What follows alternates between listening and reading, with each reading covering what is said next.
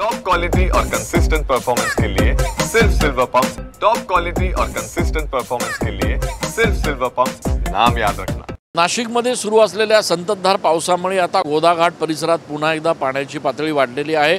नाशिकच्या गंगापूर धरणातनं 5186 क्युसेक एवढ्या पाण्याचा विसर्ग सध्या सुरू आहे आणि त्यामुळे गोदाघाट परिसरामध्ये पाण्याची पातळी ही वाढत असल्याचं बघायला मिळत आहे। एकूणच गेल्या काही दिवसांपासून नाशिकमध्ये पावसाची संततधार कायम आहे आणि त्यामुळे जुलै महिन्याच्या सुरुवातीलाच जिल्ह्याभरातले 5 ते 6 धरणं जे आहेत ते 100% भरलेले आहेत। भाम धरण देखील एकीकडे या ठिकाणी 100% भरलेलं आहे, तर नाशिककरांना पाणी पुरवठा करणाऱ्या गंगापूर धरणात 60%पेक्षा जास्त पाणी आहे। नाशिकच्या गोदाघाट परिसरात असलेल्या दुतोंड्या मारुतीकडे जर आपण बघितलं तर मारुतीच्या कमरेच्या वर सध्या पाण्याची पातळी बघायला मिळते।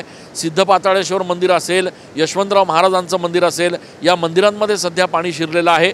तर एकमुखी दत्त मंदिराच्या पायऱ्यांजवळ सध्या नाशिकच्या गोदाघाट परिसरातली पाण्याची पातळी असल्याचं बघायला मिळतंय। एकूणच पुढचे 48 तास अशाच पद्धतीचा संततधार किंवा मुसळधार पाऊस पडण्याची शक्यता लक्षात घेता प्रशासनाच्या वतीनं येणाऱ्या पर्यटकांना आणि भाविकांना गोदाघाट परिसरात न जाण्याचा इशारा या ठिकाणी दिला जातोय।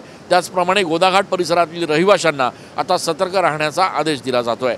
कॅमेरा पर्सन आकाश शेवलेसह मी चंदन पूजा अधिकारी, TV9 मराठी।